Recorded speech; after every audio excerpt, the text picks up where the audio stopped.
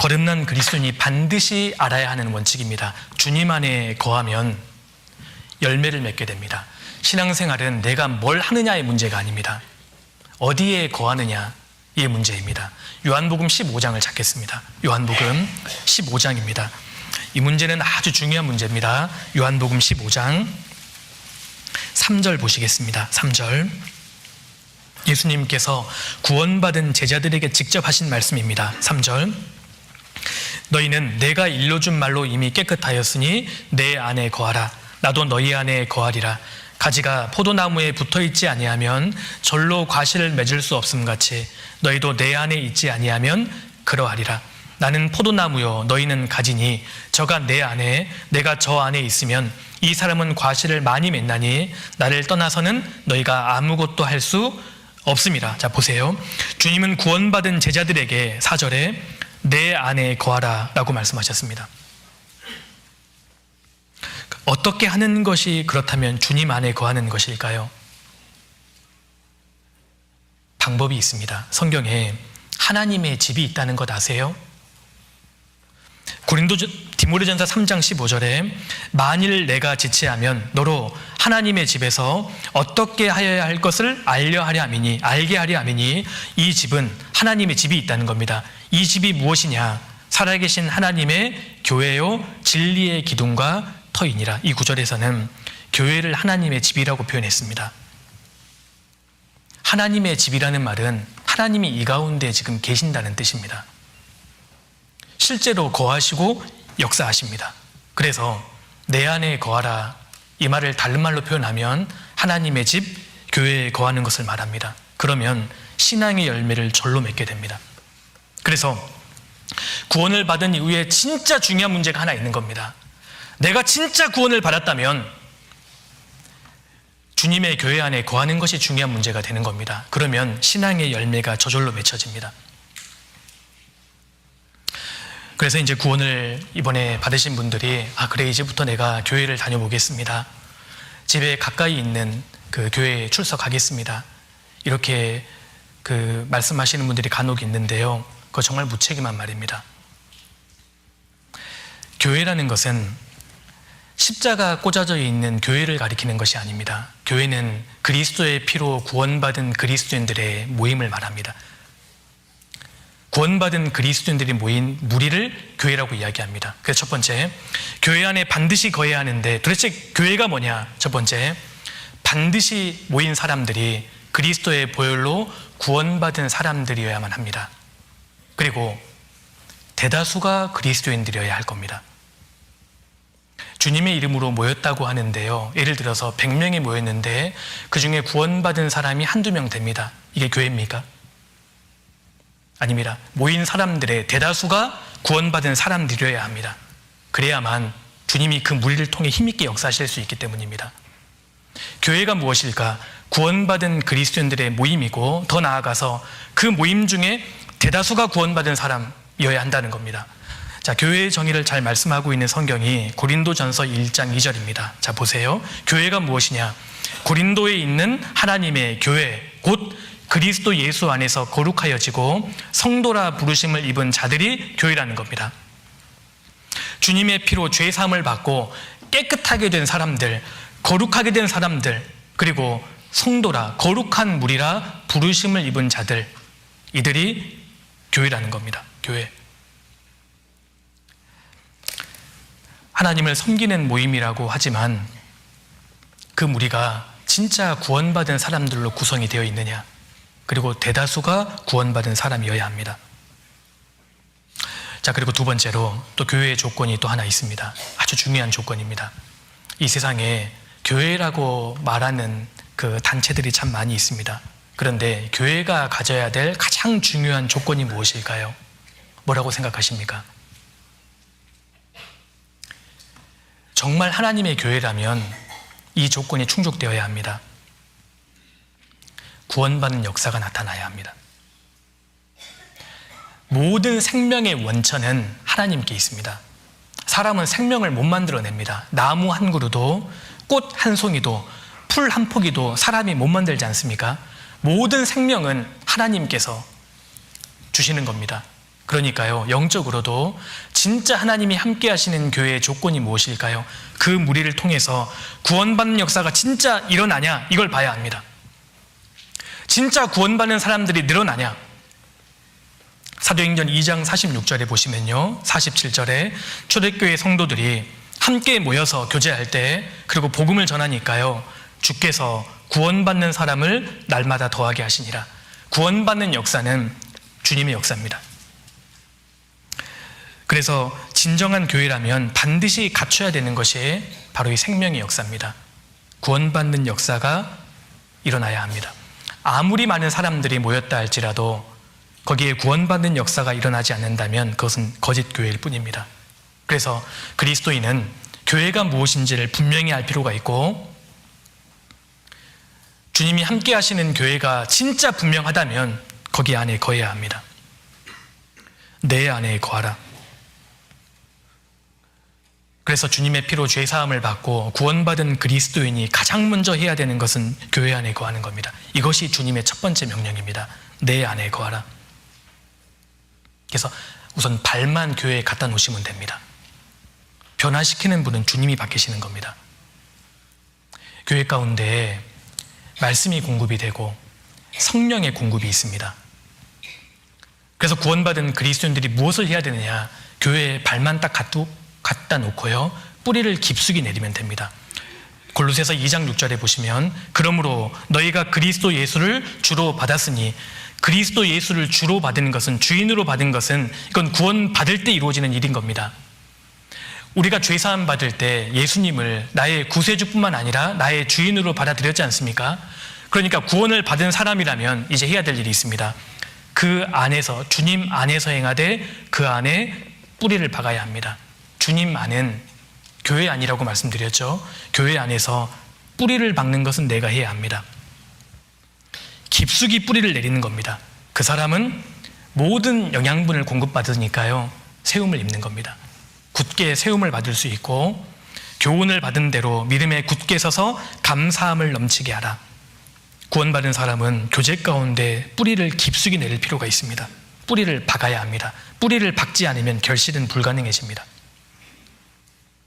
그래서 앞서 갔던 이 청교도들이 훌륭한 믿음을 가졌는데요, 청교도의 모토 두 가지가 뭔지 아세요? 첫 번째, 나는 구원받은 사람이 모인 모임에는 반드시 참여한다. 이게 청교도의 첫 번째 모토였습니다. 구원받은 사람들이 모인 곳이라면 반드시 참여한다. 두 번째는요, 나는 주일 되면 반드시 교회에 간다. 이게 청교도의 모토였습니다.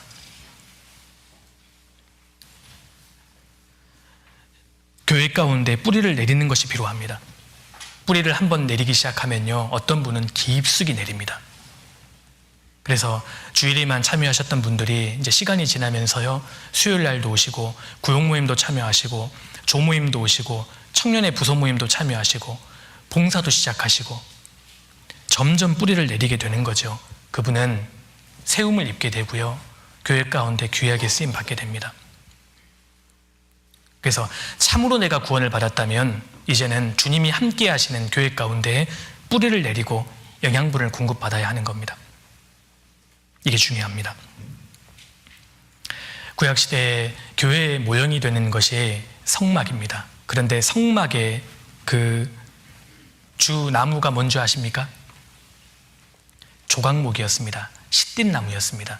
시띠나무는 정말 보잘것없는 나무입니다. 그런데 하나님의 집 성막의 주 재료가 됩니다. 시띠나무의 특징이 뭔지 아세요? 그 척박한 광야에서도 이 나무가 살아남을 수 있는 비결이 있습니다. 뿌리를 깊게 내립니다.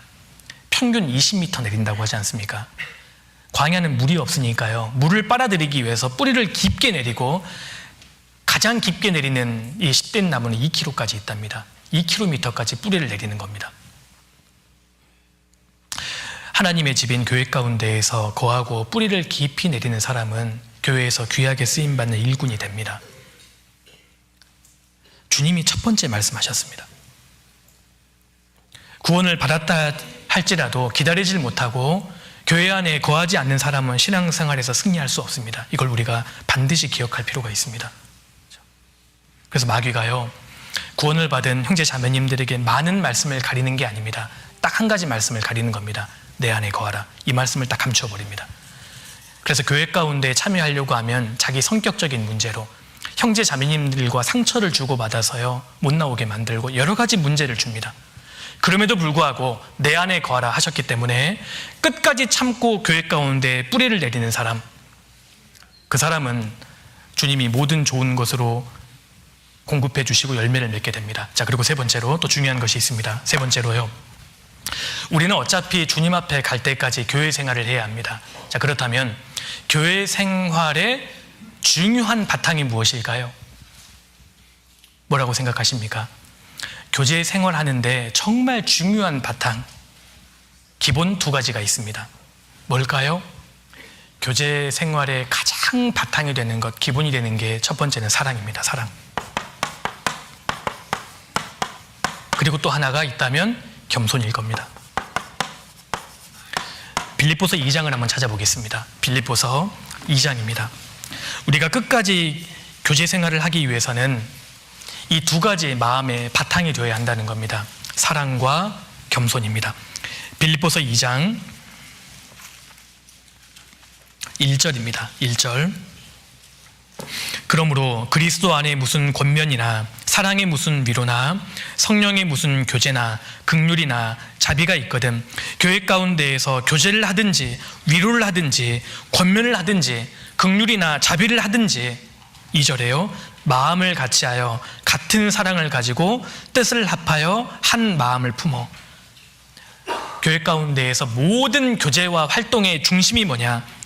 같은 사랑입니다. 사랑을 품고 3절에요 아무 일에든지 다툼이나 허영으로 하지 말고 오직 겸손한 마음으로 각각 자기보다 남을 낫게 여기고. 두 번째는 겸손입니다. 이것이 우리 교제 생활의 절대 원칙입니다. 사랑을 바꿔서 뭐라고 합니까? 가장 숭고한 사랑이 무엇이죠? 용서입니다. 용서. 그러니까 용서와 겸손입니다. 사실 우리가 가정생활을 영위하는 데에도 가장 기본이 되는 것은 용서일 겁니다. 부부간에도 용서가 바탕이 되지 않으면 가정이 유지가 되기가 어렵지 않습니까? 교회는 하나님의 집입니다. 교회도 마찬가지입니다. 형제 자매님들 간에 안 맞는 게 있을 수밖에 없습니다. 왜 성경에서 오래 참아라, 용납하라 그런 말씀이 계속 반복이 될까요? 안 맞는 게 있기 때문입니다. 용서가 바탕이 되어야 합니다. 용서가요. 용서하는 사람이 하나님 앞에 위대한 사람이 될 겁니다. 내가 혹시 다른 사람에게 잘못한 것이 생각나거든 가서 사과하시면 됩니다. 그리고 누군가가 내게 잘못한 것이 있다면 기꺼이 용납해 주는 게 필요합니다. 이 바탕이 되었을 때 교회가 한 마음이 될 수 있는 겁니다. 용서입니다. 요셉이 하나님께 귀하게 쓰임을 받았던 이유는 그런 용서의 사람이었기 때문입니다. 10명의 형들 때문에 얼마나 고생을 많이 했습니까? 근데 요셉은 기꺼이 용서했습니다. 다윗을 보십시오. 하나님이 왜 다윗을 높이셨을까? 사울이 그렇게 못살게 굴고 죽이려고 해도요, 다윗은 사울을 용서합니다. 하나님 앞에 용서하는 것이 자기의 영광이 됩니다. 그래서 구원을 받은 이후에 크게 우리에게는 세 가지의 용서가 필요하다고 해요. 첫 번째, 우리는 하나님의 용서가 필요합니다. 구원을 받은 이후에도 우리는 지속적으로 하나님께 부족할 때가 많이 있고 연약하고 또 죄를 지을 때도 있습니다. 끝까지 하나님의 용서를 구해야 될 사람들이고, 두 번째로는 형제 자매님들 간의 용서가 필요합니다. 기꺼이 용서할 수 있어야 하고요. 세 번째로는요, 자기 자신에 대한 용서도 필요합니다. 끝까지 자기를 용서 못하는 사람도 있거든요. 하나님은 용서하셨는데 끝까지 자기를 용납하지 않는 사람도 있습니다. 자기 자신에 대한 용서도 필요합니다. 그리고 또 하나의 그 바탕은 겸손이라고 말씀드렸습니다. 겸손. 이 성경 보십시오. 에스겔 17장 24절에 교회 생활의 또 하나의 바탕은 겸손인 겁니다. 들의 모든 나무가 나 여호와는 높은 나무를 낮추고 낮은 나무를 높이며 푸른 나무를 말리우고 마른 나무를 무성케 하는 줄을 알리라. 나 여호와는 말하고 이루느니라. 이 말씀을 보세요. 신앙생활 가운데 특히 교회에서 가장 중요한 덕목 중에 하나가 겸손인 겁니다. 나 여호와는 말하고 이루느니라. 이 말씀을 하시고 그대로 이루시는 분이 배후에 계시는 겁니다. 그렇기 때문에 하나님은 높은 나무를 낮춰버리십니다. 구원을 받은 이후에요, 나는 높은 나무다 생각하면 반드시 주님이 그 사람 낮춰버리십니다. 하나님, 저는 정말 보잘것없는 낮은 나무입니다. 그러면 그 인생을 높여주시고요, 푸른 나무는 말려버리시는 겁니다. 하나님, 저는요 그래도 푸른 나무입니다. 하나님 완전히 말려버리시고, 하나님, 저는 하나님 없으면 마른 나무에 불과합니다. 하나님, 그 사람 반드시 무성케 해주신다는 겁니다. 교회 안에서도 마찬가지입니다. 이 말씀을 하시고 이루시는 분이 배후에 계시지 않습니까? 교만의 배후에는 마귀가 있고 모든 겸손의 배후에는 주님이 계시는 겁니다. 그래서 하나님은요, 교만한 사람을 가만히 안 내버려 둡니다. 반드시 낮추십니다.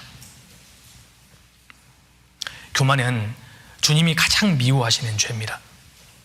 바벨론의 느부갓네살 왕이 교만의 극치를 달리니까 하나님께서 징계하셔서요, 반 정신 나간 사람처럼 짐승처럼 옷을 벗고 막 돌아다녔지 않습니까? 그가 완전히 돌이키니까 주님이 회복시켜 주셨습니다. 교만한 사람은 자존심 상하는 것을 견디질 못해 합니다. 도대체 나를 뭘로 보고 그러냐? 도대체 왜 나를 이것밖에 대접 안 해주는 거야? 교만하기 때문입니다. 생각해 보십시오. 우리가 신앙생활을 하는 가운데 교회 안에서요, 언제 가장 많은 하나님의 은혜를 경험했나요? 마음이 낮아졌을 때였습니다. 내가 이제 구원을 받고 교회 가운데서 가장 막내고 나는 아무것도 모른다 이렇게 생각했을 때 사실 교회의 모든 말씀과 간증이 다 은혜로 다가왔습니다. 어느 순간 우리가 마음이 높아질 수 있다는 겁니다. 마음을 의도적으로 낮추지 않으면 안 됩니다. 잘못하면 나도 모르게 교회에서 교만해질 수 있습니다. 그 사무엘 하를 보면 웃사라는 사람 혹시 기억하십니까? 하나님의 법궤, 언약궤가 블레셋에게 빼앗기죠. 하나님의 도우심으로 다시 이 법궤를 찾게 되는데요, 웃사의 집에 잠깐 머물렀던 적이 있습니다. 처음에 법궤가 자기 집에 들어왔을 때는 너무 무서웠을 겁니다. 하나님의 법궤는 하나님의 거룩함과 임재를 상징합니다. 죄인이 그것을 함부로 다루다가는 즉사해버립니다. 이걸 다 알고 있었다는 겁니다, 유대인들이. 그러니까 웃사가 얼마나 무서웠겠어요. 처음에는 법궤 근처에도 안 가려고 했을 겁니다. 잘못하면 죽을 수 있으니까요. 그런데 20년이 지났습니다. 아무런 일도 벌어지지 않았습니다.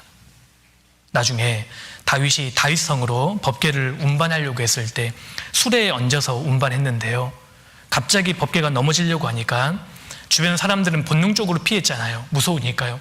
웃사는 어떻게 했죠? 본능적으로 만지는 거 보세요. 마음 상태가 높아져 버린 겁니다. 그냥 상자로 보였던 거예요. 다른 사람들은 무서운 하나님의 법궤로 봤지만 웃사는 그냥 상자였던 겁니다. 넘어지려고 하니까 손으로 만지는 거 보십시오. 끔찍한 말씀이 나옵니다. 여호와께서 웃사와 충돌하시니라. 하나님과 부딪혀버린 겁니다. 우리에게 교훈이 됩니다. 이제 막 구원을 받고 교회 가운데 왔을 때는 교회가 무서웠습니다. 이 가운데 주님이 계시니까요, 형제 자매님들이 나보다 훨씬 더 높은 분으로 보였습니다. 그런데 구원을 받고 5년, 10년이 지나니까요, 교회에 서운한 게 생기는 거예요. 세상에 교회에 서운한 게 생기는 거예요. 교회를 하나님의 집으로 생각 안 하는 겁니다. 내가 교회를 위해서 무슨 일을 할까, 이걸 고민하지 않고 뭘 받아볼까, 어떤 대접을 내가 받아야 되냐, 그 생각이 들어오는 겁니다. 형제 자매님들에게 서운한 게 많아요. 왜 나를 이렇게 대접 안 해주나? 교회를 뭔가 오해하고 있는 거죠. 교회에서 정해지는 것이 하나님의 개입이 아니라 인간이 정하는 제도로 보입니다. 형제 자매님들 부족한 것들도 보이기 시작하고 어느 순간 판단하기 시작합니다. 그러다가 하나님과 충돌합니다. 간혹 그런 분이 계시지 않습니까? 교회 가운데 하나님과 충돌하는 분이 계십니다. 그리고 떨어져 나갑니다. 그 이유가 뭔지 아십니까? 교만 때문입니다. 교회 안에서 실제로 주님이 계십니다. 그래서 우리가 여간 마음을 낮추지 않으면 안 됩니다. 이 가운데 지금 주님이 계십니다. 주님이 불꽃과 같은 눈으로 지금도 다니고 계시지 않습니까? 그래서 구원받은 그리스도인이 교회 가운데 조그만 마음을 높여도 금방 대번에 드러납니다. 참 이상합니다. 어떤 분이 간증할 때 자기를 조금 드러낸다든지 자기를 높이는 말을 하면 주변 형제 자매님들 다 눈치챕니다. 근데 내색은 안 하십니다. 근데 다 압니다. 속으로는요. 저 형제님이 조금 마음이 높으시네. 야, 저 자매님이 조금 변했네. 겉으로 내색을 안 하잖아요. 끔찍한 것은 본인만 모른다는 겁니다. 참 이상합니다. 교회 안에 배우의 주님이 계십니다. 그래서 교만하면 금방 눈에 밟히게 되어 있습니다. 그래도 돌이키지 않으면 결국은 충돌하게 되어 있는 것이죠. 교회는 돌집에 비유할 수 있습니다. 레위기 14장에 보면 돌집이 나오는데요. 돌집에 색점이 바랍니다. 그럼 처음에 벌써 도려내는 것이 아니라 7일은 유예기간을 주잖아요. 7일 동안 그 색점이 다른 돌에 번졌다면 반드시 도려내라고 말씀하셨습니다. 돌집은 교회의 모형입니다. 교회에 어떠한 죄를 짓는 사람들이 있습니다. 잘못된 이단적인 교리를 몰래 전하는 사람들, 교회의 도덕적인 죄를 퍼뜨리는 사람들, 하나님 처음에는 지켜보십니다. 근데 끝까지 돌이키지 않으면 결국은 딱 도려냅니다. 교회를 위해서입니다. 교회를 지키기 위해서. 그런데요, 누가 도덕적인 죄를, 신앙적인 이 잘못된 교리를 담대하게 교회 가운데 퍼뜨릴까요? 교만한 사람들입니다. 결국 하나님이 도려내십니다. 겸손한 사람은 항상 자기가 부족한 점을 알고 있기 때문에 누가 자기를 지적해도 크게 문제가 안 됩니다. 누군가가 내게 지적을 하면 제가 잘못했습니다.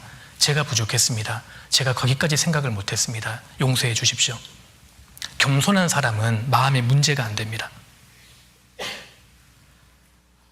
그런데 이런 말을 하지 않는 것은 내가 완벽해서가 아니라 교만하기 때문입니다. 교만한 사람일수록 남이 비판하는 이야기에 굉장히 예민해집니다. 그걸 용납을 못합니다. 그래서 교회 생활하는 가운데 정말 필요한 원칙이 있다면 용서와 겸손입니다. 이 두 가지의 마음을 우리가 끝까지 지킬 수 있다면 주님 오시는 날까지 정말 귀하게 쓰임 받으실 수 있을 거라고 생각합니다. 혹시 이 가운데 구원을 받으신 지 아직 1년 안 되신 형제 자매님들 계십니까? 마음을 낮추셔야 합니다. 구원받은 지 5년 되신 분 혹시 계십니까? 그보다 마음을 더 낮추셔야 됩니다. 혹시 10년 되신 분 계세요? 혹시 20년 이상 되신 분 계십니까? 마음을 완전히 낮추셔야 합니다. 교회에서 아예 보이지 않도록 마음을 낮추지 않으면 안 됩니다.